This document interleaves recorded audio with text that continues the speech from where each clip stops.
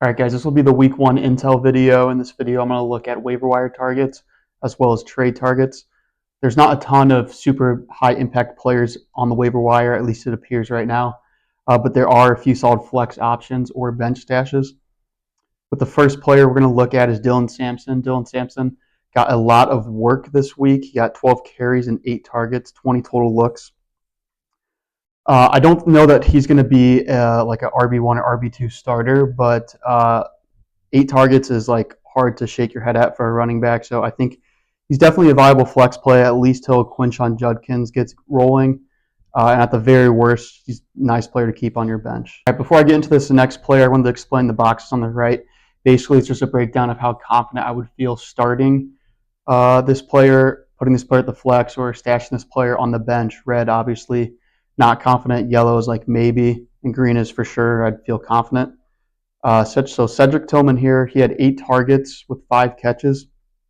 He honestly looked better than Jerry Jeudy this week, and looked like Joe Flacco had a bit more confidence in him.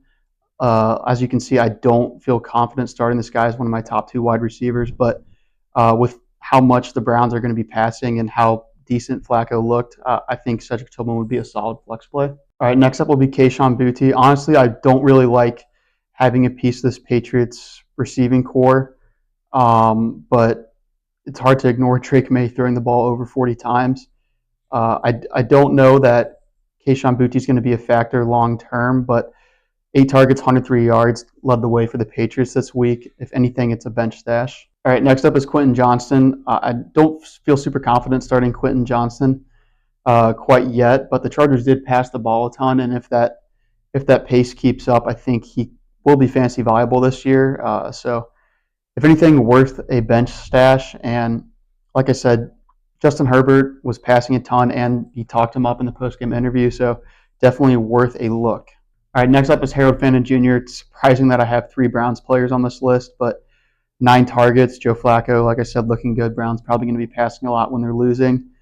So pretty hard to ignore. I'm not starting Fanin Jr. right now, but it's definitely worth a bench spot if you have him. He looked better than Njoku, but he's still a tight end 2 right now, so definitely just a bench stash for the moment. All right, next up is Daniel Jones.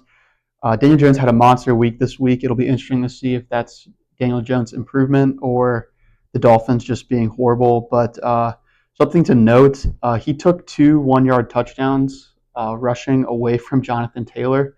So if he looks like the guy that they'll go to on the goal line, that could be big, even if the passing isn't able, even if Daniel Jones' passing numbers aren't able to stay as high as they were. Could create a pretty high floor for Daniel Jones there. I'm not starting him, especially because they're facing the Broncos defense next week, but if you're looking for a potential backup quarterback or even starter, I think Daniel Jones is worth an add.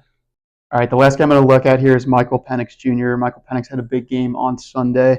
He's making high-level throws all day. The rushing upside isn't crazy, but it is there. He did look to scramble and obviously scored a touchdown. I'm probably not starting him. I can see it, but I'm probably not. But if you're looking for a backup quarterback, he's definitely an option. One thing to note with the Falcons, I believe Bijan Robinson averaged 2 yards a carry on 12 carries, so they're not getting much in the run game going with the running backs.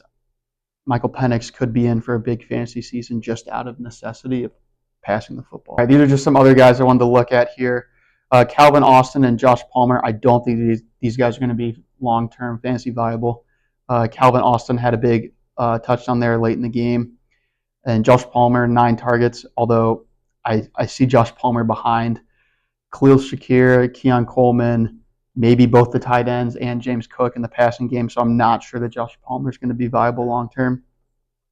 And then 2 guys I need to see more from. Aaron Rodgers, monster day.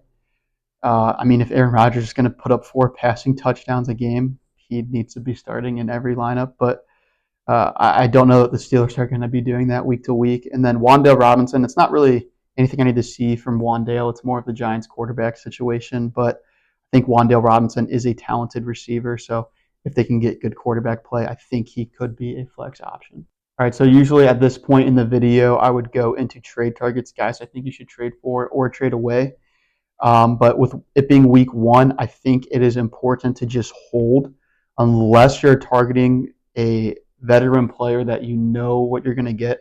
I really think it is important to hold. The most change happens both in NFL concepts and in fantasy from week 1 to week 2 because tape is out there for this season. So I think you should hold, see if you can maybe improve your situation with play from week 2, or maybe add a waiver wire that can fill the hole that you are looking to trade for.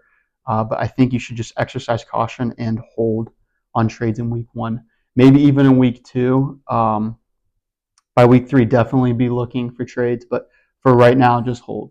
All right, guys, that's everything I wanted to cover in this video. These videos will be pretty quick. It's just looking at waiver players or a few players that I think are trade targets.